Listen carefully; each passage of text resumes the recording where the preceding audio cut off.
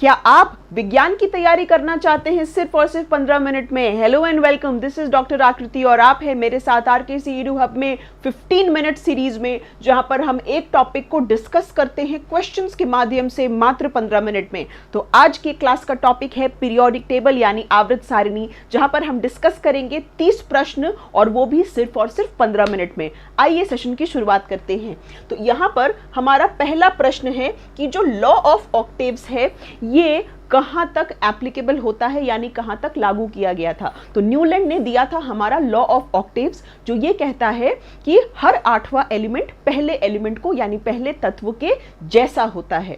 और इस लॉ की सबसे बड़ी दिक्कत थी कि ये सिर्फ लाइटर एलिमेंट्स यानी सिर्फ एटॉमिक नंबर 20 मतलब सिर्फ और सिर्फ कैल्शियम तक ही वैलिड था। इसीलिए इसका आंसर क्या होगा? कैल्शियम। हमारा अगला सवाल हमसे कह रहा है आधुनिक आवर्त सारिणी के बारे में यहाँ पर कौन सी बात सही है। तो आधुनिक आवर्त सारिणी में 18 ग्रुप होते थे और 7 पीरियड होते थे। जब हम ग्रुप की बात करते हैं तो ग्रुप वर्टिकल लाइंस होती थी और पीरियड की बात करते हैं तो पीरियड हॉरिजॉन्टल लाइंस होती थी। यहाँ पर 18 हॉरिजॉन्टल रोज है, गलत है। 7 वर्टिकल कॉलम है, ये भी गलत है। जबकि ऑप्शन नंबर सी सही है, जहाँ पर 18 वर्टिकल ग्रुप को क्या कहा जाता है? 18 वर्टिकल कॉलम को ग्रुप कहा जाता है। हमारा अगला सवाल हमसे कह रहा है मेंडलीव के पीरियोडिक टेबल के बारे में। मेंडलीव के पीरियोडिक टेबल की बहुत बड़ी उपलब्धि थी कि इसने उन एलिमेंट्स के बारे भी प्रिडिक्शन दे दी थी जो उस वक्त नहीं खोजे गए थे। याद रखने का ट्रिक बता रही हूं आपको। एल्गा यानी गैलियम नहीं खोजा गया था, बट इन्होंने नाम रख दिया था गैलियम का एका एल्यूमिनियम। सिगी जर्मेनियम नहीं खोजा गया था, इन्होंने जर्मेनियम का नाम रख दिया था एका सिलिकॉन। एका एक संस्कृत वर्ड से लिया गया शब्द है। और BSC यानी स्कैंडियम का नाम रखा गया था एका बोरॉन। तो इन सब में आंसर क्या होगा? जर्मेनियम आपका आंसर होगा। क्वेश्चन नंबर 4 आपसे पूछ रहा है बोरॉन, सिलिकॉन, जर्मेनियम ये क्या है? तो ये आपके मेटलॉइड्स होते हैं यानी कि उपधातु होते हैं।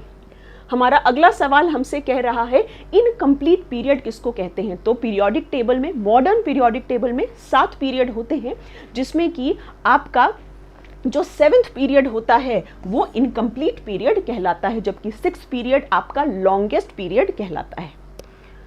क्वेश्चन नंबर 6 आपसे कह रहा है कि कौन सा पीरियड सबसे छोटा है? तो पीरियड नंबर 1 सबसे छोटा है, क्योंकि इसमें सिर्फ और सिर्फ 2 ही एलिमेंट्स आते हैं जो कि हाइड्रोजन और हीलियम होते हैं। हमारा अगला सवाल कह रहा है कि इनमें से कौन इलेक्ट्रॉन आसानी से लूज कर जाएगा? तो इलेक्ट्रॉन लूज करने की प्रवृत्ति मेटल्स की होती है। अब जब आप बात करेंगे सोडियम और पोटेशियम की, तो ये ग्रुप 1 के सदस्य हैं, जबकि मैग्नीशियम जो है ये ग्रुप 2 का सदस्य है। राइट? यहाँ पर एक बात आपको पता होनी चाहिए कि जब हमें ग्रुप में ऊपर से नीचे जाते हैं तो एटॉमिक साइज बढ़ता है, यानी सेंटर से बाहरी कक्ष तक की दूरी बढ़ जाती है, यानी इलेक्ट्रॉन निकालना ईजी हो जाता है। तो इसीलिए पोटेशियम इसका सही जवाब होगा। लेकिन जब आप एक पीरियड में लेफ्ट से राइट जाते हैं तो एटॉमिक साइज कम हो जाता है, यानी इलेक्ट्रॉन निकालना मुश्किल हो जाता है, क्योंकि आकर्षण बढ़ जाता है। तो जाहिर सी बात है मैग्नीशियम आंसर नहीं होगा, क्योंकि मैग्नीशियम से ज्यादा आसानी से आप ग्रुप 1 के एलिमेंट्स में इलेक्ट्रॉन हटा सकते हैं, और ग्रुप 1 में भी पोटेशियम आंसर होगा, क्लियर कट। सवाल नंबर 8 आपसे पूछ रहा है इनमें से कौन इलेक्ट्रॉन नहीं देगा आसानी से? तो इसका जवाब फ्लोरीन होगा, क्योंकि फ्लोरीन का एटॉमिक नंबर परमाणु क्रमांक 9 होता है, यानी K कक्ष में 2 इलेक्ट्रॉन और L कक्ष में 7 इलेक्ट्रॉन। ये अपना अष्टक पूरा करने के लिए 1 इलेक्ट्रॉन को गेन करेगा, यानी कि ये एक नॉन मेटल हो जाएगा। सोडियम और मैग्नीशियम इलेक्ट्रॉन डोनर होते हैं, यानी कि ये मेटल्स होते हैं। हमारा अगला सवाल कह रहा है कि एसिडिक ऑक्साइड कौन बनाएगा? तो एसिडिक ऑक्साइड बनाने की प्रवृत्ति आमतौर पर अधातु की होती है, यानी नॉन मेटल की होती है। और नॉन मेटल की पहचान वो है जो इलेक्ट्रॉन को गेन करते हैं। अगर किसी का एटॉमिक नंबर 3 है तो उसका कॉन्फ़िगरेशन हो जाएगा 2-1। एटॉमिक नंबर 12 का इलेक्ट्रॉनिक विन्यास हो जाएगा 2-8-2, यानी इन दोनों की प्रवृत्ति होगी कि ये स्टेबल होने के लिए इलेक्ट्रॉन देंगे, मतलब ये दोनों मेटल्स होंगे। ये लिथियम है और ये मैग्नीशियम है। एटॉमिक नंबर 7 नाइट्रोजन का होता है, K कक्ष में 2 इलेक्ट्रॉन, L कक्ष में 5 इलेक्ट्रॉन, यानी नाइट्रोजन अपना अष्टक पूरा करने के लिए 3 इलेक्ट्रॉन को गेन करेगा। यहाँ पर आंसर ए हो गया। हमारा अगला सवाल कह रहा है जिसका एटॉमिक नंबर 14 है, एसिडिक ऑक्साइड है तो एटॉमिक नंबर 14 किसका होता है, सिलिकॉन का होता है, और सिलिकॉन एक मेटेलॉइड है यानी कि उपधातु है। हमारा अगला सवाल क्या कह रहा है कि कौन सी चीज नहीं बढ़ती जब हम एक ग्रुप में ऊपर से नीचे आते हैं। तो एक ग्रुप होने का मतलब है कि उनकी वैलेंसी यानी जो संयोजकता है वो सेम रहती है। जैसे अगर हम ग्रुप 1 की बात करें तो लिथियम, सोडियम, पोटेशियम सबके बाहरी कक्ष में एक इलेक्ट्रॉन है, यानी ये स्थिर होने के लिए एक इलेक्ट्रॉन देते हैं, तो इनकी वैलेंसी सेम रहती है। रेडियस और मेटालिक कैरेक्टर बढ़ जाता है। सवाल नंबर 12 हमसे पूछ रहा है कि जब हम एक आवर्त में लेफ्ट से राइट जाते हैं तो एटॉमिक साइज क्या होता है। एक आवर्त होने का मतलब है कि यहाँ पर शेल की संख्या यानी कि कोश की संख्या सेम होती है लेकिन एटॉमिक नंबर जो होता है वो बढ़ते जाता है, जिस वजह से क्या होता है कि जो अट्रैक्शन है, आकर्षण है, वो बढ़ जाता है, राइट। तो इसीलिए लेफ्ट से राइट जाने में हमारा जो एटॉमिक रेडियस है वो डिक्रीज हो जाता है, वो कम हो जाता है। क्यों?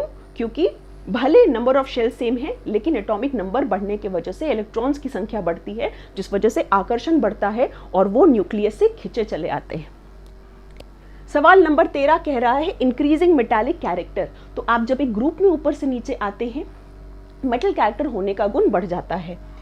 ग्रुप 2 को याद करने का तरीका है बेटा मांगे कार स्कूटर बाप राजी। यहां पर आपको दिख रहा है कि बेरिलियम, मैग्नीशियम, कैल्शियम बिल्कुल सीक्वेंस में है, ये सही जवाब है, जबकि ये दोनों गलत जवाब हैं। क्वेश्चन नंबर 14 आपको यहाँ पर कुछ एटॉमिक नंबर्स की संख्या दे रखी है, आपको बताना है कि इनमें से कौन से सेम पीरियड के हैं। अब ऐसे क्वेश्चन को सॉल्व करने का तरीका है कि आप इनका कॉन्फ़िगरेशन लिखिएगा। सेम पीरियड, एक ही आवर्त होने का मतलब है कि इनमें शेल की संख्या यानी कि कोश की संख्या सेम होनी चाहिए। अगर किसी का एटॉमिक नंबर 2 है, एटॉमिक नंबर 3 है, एटॉमिक नंबर 7 है, एटॉमिक नंबर 10 है और एटॉमिक नंबर 30 है यहाँ पर, तो 2 1 2 5 और 2 8 आपको दिख रहा है। बी, सी और डी तीनों के पास 2-2 शेल हैं, मतलब ये तीनों के तीनों पीरियड नंबर 2 के सदस्य हैं। तो हमारा जवाब हो गया बी, सी, डी सेम पीरियड के सदस्य। अगला सवाल कह रहा है एटॉमिक नंबर 9, 11, 17, 12, 13। आपको बताना है कि इनमें से कौन सेम ग्रुप के सदस्य हैं। सेम ग्रुप का मतलब है कि उनमें संयोजक इलेक्ट्रॉन यानी वैलेंस इलेक्ट्रॉन की संख्या सेम होनी चाहिए। फिर से आप कॉन्फ़िगरेशन लिखेंगे 27, 281, 287, 282 और 283। यहाँ पर आपको क्लियरली दिख रहा है कि एलिमेंट नंबर ए और एलिमेंट नंबर सी यानी फ्लोरीन और क्लोरीन दोनों के बाहरी कक्ष में 7-7 इलेक्ट्रॉन हैं। तो ए और सी सेम ग्रुप के सदस्य हैं, ग्रुप 17। हमारा 16वां सवाल हमसे पूछ रहा है कि 2-8 अगर कॉन्फ़िगरेशन है तो यानी बाहरी कक्ष में 8 इलेक्ट्रॉन, मतलब ये स्टेबल है, ये स्थिर होने के लिए ना तो इलेक्ट्रॉन देगा ना तो इलेक्ट्रॉन लेगा। इसका मतलब कि ये ग्रुप 18 यानी नोबल गैस का सदस्य है और यहाँ पर नियॉन की बात हो रही है। क्वेश्चन नंबर 17 कह रहा है कि सारे ऑर्गेनिक कंपाउंड्स, तो सारे ऑर्गेनिक कंपाउंड का मतलब है कार्बन कंटेनिंग कंपाउंड्स, और कार्बन ग्रुप 14 का सदस्य होता है। सवाल नंबर 18 आपसे कह रहा है कि पीरियड नंबर 2, आवर्त 2 का मतलब क्या है। पीरियड हमेशा दिखाता है शेल की संख्या, कोश की संख्या। तो पीरियड 2 का मतलब है कि 2 शेल हैं, 2 कोश हैं, यानी कि के शेल और एल शेल। यानी इस स्थिति में सबसे बाहरी शेल कौन सा है, एल शेल। क्वेश्चन नंबर 19 हमसे कह रहा है कि अगर पी ब्लॉक में, पी ब्लॉक का मतलब है ग्रुप 13 से ग्रुप 18, अगर हम लेफ्ट से राइट जाएंगे तो एटॉमिक साइज क्या होगा, एटॉमिक साइज कम हो जाएगा। क्यों? क्योंकि शेल की संख्या सेम रहती है लेकिन एटॉमिक नंबर बढ़ने की वजह से इलेक्ट्रॉन्स की संख्या भी बढ़ती है और आकर्षण बढ़ जाता है। ये आपके एग्जाम का PYQ है। क्वेश्चन नंबर 20 आपसे पूछता है सबसे बड़ा साइज किसका है। तो साइज पता चलता है हमें ग्रुप से। एक ग्रुप में ऊपर से नीचे आने पर साइज बढ़ जाता है।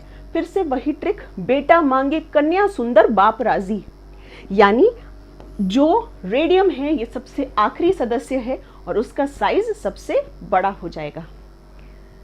सवाल नंबर 21 आपसे पूछ रहा है निक्टोजन किसको कहते हैं। तो निक्टोजेन जो शब्द है ये ग्रुप 15 के लिए इस्तेमाल किया जाता है, यानी नाइट्रोजन फैमिली के लिए।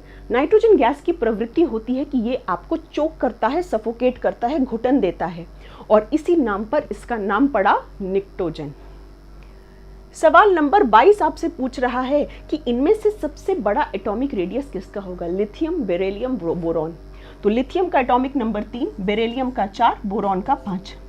यानी कहने का मतलब है कि ये सारे के सारे आपके एक ही पीरियड के सदस्य हैं, और एक पीरियड में एटॉमिक रेडियस कम हो जाता है तो लिथियम का साइज सबसे बड़ा होगा। हमारा अगला सवाल कह रहा है डिक्रीजिंग मेटालिक कैरेक्टर, यानी धातु होने का गुण बड़े से छोटा। हम सबको ये बात पता है कि क्लोरीन अधातु है, क्योंकि क्लोरीन क्या करता है? इलेक्ट्रॉन गेन करता है। सिलिकॉन मेटेलॉइड है।